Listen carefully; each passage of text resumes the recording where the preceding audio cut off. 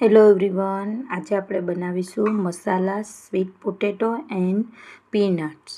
આજે બહુ જ હેલ્થ માટે સારું હોય છે. સ્વીટ પોટેટો જે છે તે પાચન શક્તિ માટે, ત્યાર પછી હિમોગ્લોબિન, આયર્ન, શરદી ઉધરસ માટે, બધા જ માટે વરદાન રૂપ છે. ત્યાર પછી જેને ડાયટ પણ માટે આ બહુ જ સારા છે હેલ્થ માટે. એટલા માટે આપણે કઈ રીતે ખાવા એ આપણે અહીંયા મેં રેસીપી રેડી કરેલી છે. મસાલા સ્વીટ પોટેટો એન્ડ પીનટ્સ. પીનટ્સના તો ફાયદા તમે જાણો છો. પીનટ્સ પણ બહુ જ આપણા હેલ્થ માટે સારું હોય છે.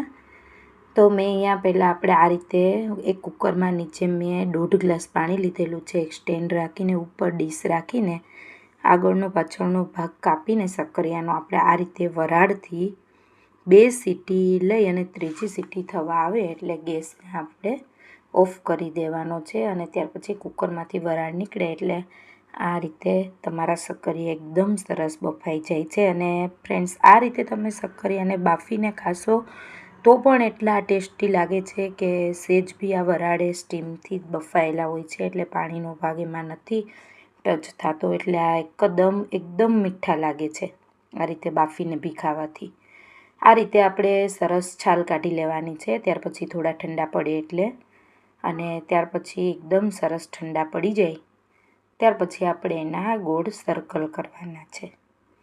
આ રીતે એકદમ સરસ, વધારે પડતા નથી બફાતા અને એટલા બધા ઓછા બી નહીં, મીડિયમ બફાય આપણે જેવા જરૂર છે એવા જ સરસ સક્કરિયા અહીંયા બફાઈને રેડી થાય છે. એ 2 સીટી તમારે કુકરમાં લેવાની છે મીડિયમ ગેસ ઉપર. અને ત્યાર પછી થોડી હવા અંદર ભરાય એટલે તમારે ગેસને બંધ કરી દેવાનું છે. તમે જોઈ શકો છો કે એકદમ સરસ પરફેક્ટ આપણા સક્કરિયા આ રીતે સરસ બફાઈ ગયા છે. આ રીતે ત્યાર પછી આપણે એના પીસ કરી લેવાના છે. હવે આ જ રીતે આપણે જે મેં અહીંયા સિંગદાણા જે લીધેલા છે, મગફળીના દાણા જે શેકીને લીધેલા છે, એના છાલ મેં કાઢી લીધેલી છે. એ પણ એટલા હેલ્ધી હોય છે એટલે એને મેં અહીંયા આમાં ઇન્વોલ્વ કરેલા છે. આ આપણને થોડી, આપણે મગફળી આમાં એડ કરીશું તો એ આપણને થોડી ક્રન્ચનેસ આપશે, ક્રન્ચી લાગશે અને સરસ આ આપણી મસાલા સ્વીટ પોટેટો અને પીનટ્સની ડીશ આપને એકદમ સરસ ટેસ્ટી લાગે છે. આ રીતે મેં બધા જ સક્કરિયાના પીસ કરી લીધેલા છે, તમે જોઈ શકો છો. ત્યાર પછી મેં અહીંયા એક ફ્રાય પેન લીધેલી છે, તેમાં 2 ચમચી દેશી ઘી લીધેલું છે. અને તે થોડું ગરમ થાય એટલે મેં અહીંયા સિંગદાણા અડધી વાટકી લીધેલા છે. કાચી સિંગના શેકેલા દાણા છે અને સેજ આપણે રોસ્ટ કરી લેવાના છે એટલે એનો ટેસ્ટ બહુ સરસ લાગે છે.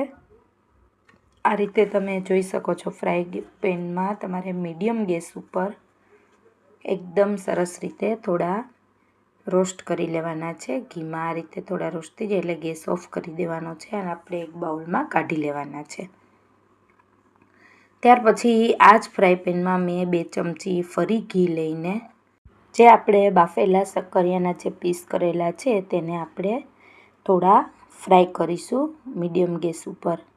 આ રીતે થોડા બંને બાજુ ફ્રાય કરીશું એટલે એકદમ આ ટેસ્ટી લાગે છે, વધારે ટેસ્ટ સરસ આવે છે. આ રીતે તમે આ એમનામ બી લઈ શકો છો અને આ રીતે થોડું રોસ્ટ કરો તો તમે રોસ્ટ પણ કરી શકો છો. બેવનો ટેસ્ટ એકદમ સરસ લાગે છે. આનો બી બહુ સરસ લાગે છે. આ રીતે મેં બધા જ સક્કરિયાના પીસને થોડા ઘીમાં ફ્રાય કરી લીધેલા છે મીડિયમ ગેસ ઉપર, તમે આમાં જોઈ શકો છો. અને ત્યાર પછી આપણા જે પીનટ્સ અને જે આ સક્કરિયા છે બાફેલા, તેને આપણે એક પ્લેટમાં કાઢી લઈશું.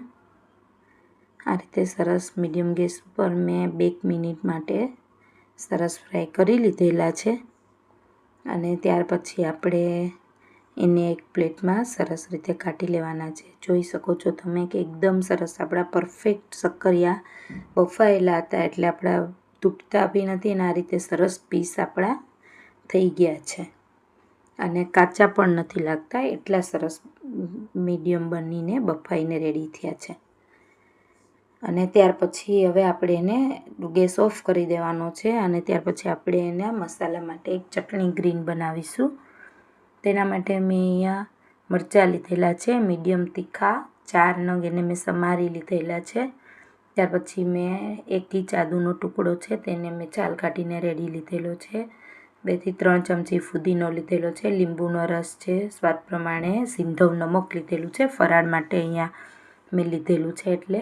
અને ત્યાર પછી મેં થોડા 1 કપ જેટલા ધાણા લીધેલા છે લીલા, અને એને બધાની મેં મિક્સચર જારમાં પેસ્ટ કરી લીધેલી છે.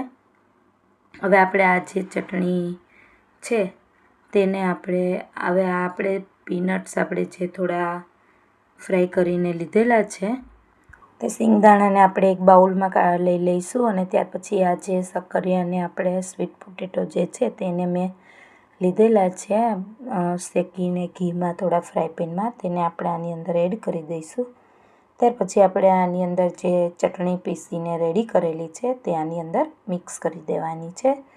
આમાં બધું જ આવી જાય છે, લીંબુ, મીઠું, મરચું, આદું, ધાણા, ફુદીનો. એટલે એકદમ ટેસ્ટી આ ડીશ બનીને રેડી થાય છે અને ડાયટ માટે પણ બહુ સારું છે.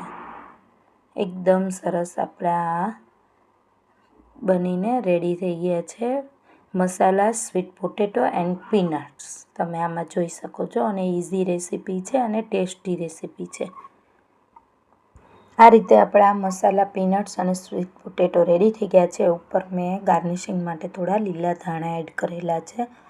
અને ત્યાર પછી આમાં સ્વીટ પોટેટોની એકદમ સરસ આવે છે અને ક્રન્ચી આપણા પીનટ્સના લીધે એકદમ સરસ લાગે છે અને એકદમ સરસ ટેસ્ટી ડીશ આપણી બનીને રેડી છે. હવે તમે સર્વ કરી શકો છો. તમે આમાં જોઈ શકો છો આ રીતે આપણી આ મસાલા સ્વીટ પોટેટો અને પીનટ્સની પ્લેટ બનીને રેડી થઈ ગઈ છે. આ રેસીપી સારી લાગે તો મારી ચેનલને જરૂરથી લાઇક, સબસ્ક્રાઈબ અને શેર કરજો.